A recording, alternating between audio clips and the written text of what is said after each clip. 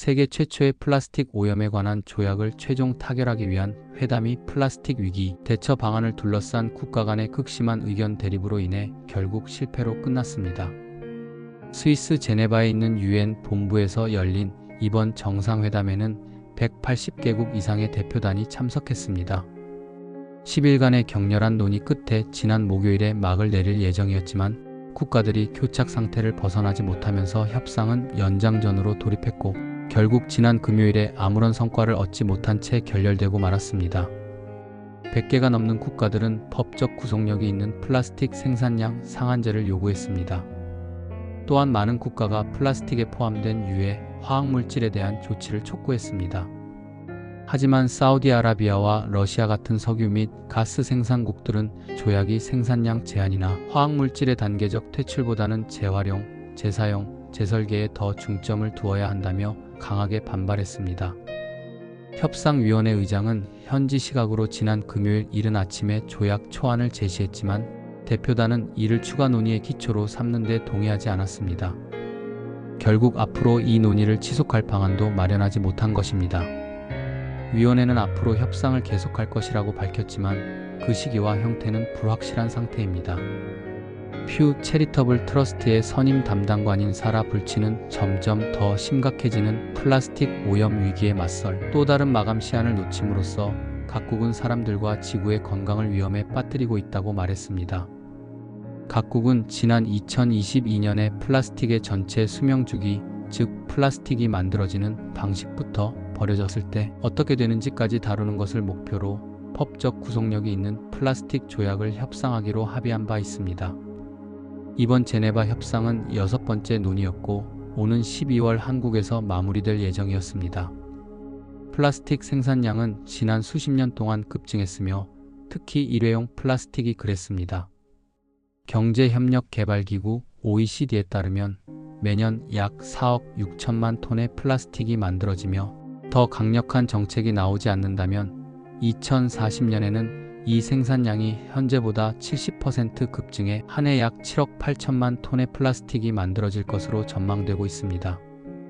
플라스틱 중 재활용되는 비율은 전 세계적으로 10% 미만으로 극히 일부에 불과합니다. 나머지는 소각되거나 매립지에 버려지거나 전 세계의 강과 바다를 막아 해양 생물을 죽이고 있습니다. 또한 플라스틱은 분해되면서 5mm 미만의 미세 플라스틱으로 변합니다. 이는 우리가 숨쉬는 공기, 마시는 물, 우리의 코, 뇌, 심지어 고안에 이르기까지 모든 곳에서 발견됩니다. 수많은 과학 연구에 따르면 플라스틱 속 유해 화학물질은 비만, 심장병, 암, 천식, 생식 문제 등 인간의 건강에 광범위한 영향을 미치는 것으로 알려졌습니다.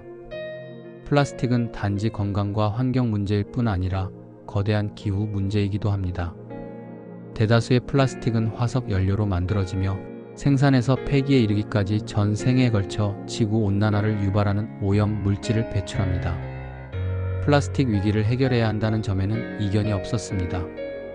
하지만 그 방법에 대해서는 거대한 시각 차이가 존재했습니다. 이 갈등은 마치 물이 넘치는 방을 두고 수도꼭지를 먼저 잠글 것인가 아니면 걸레질을 더 열심히 할 것인가를 두고 벌이는 논쟁과도 같았습니다. 대다수의 유럽 국가와 환경단체들은 문제의 근원이 통제 불가능할 정도로 쏟아져 나오는 플라스틱 생산량 그 자체에 있다고 보았습니다. 아무리 재활용 기술이 발전하더라도 콸콸 쏟아지는 수도꼭지를 그대로 둔 채로는 결코 홍수를 막을 수 없다는 것입니다.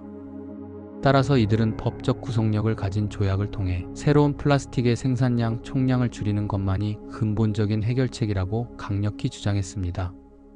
반면에 사우디아라비아와 같은 산유국과 석유화학 업계는 다른 시각을 내세웠습니다. 플라스틱은 의료, 식품 보관 등 현대 사회의 필수적인 순기능을 하고 있으며 문제는 플라스틱 자체가 아닌 관리의 실패라는 것입니다.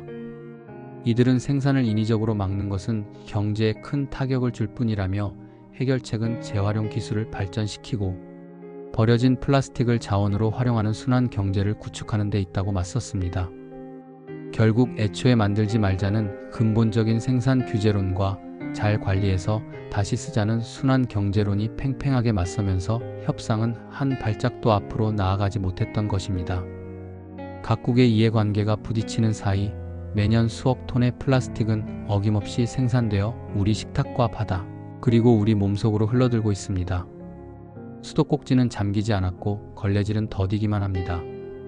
이번 협상 결렬로 우리가 잃어버린 시간이 미래에 어떤 대가로 돌아올지 우리는 무거운 마음으로 지켜봐야 할 것입니다.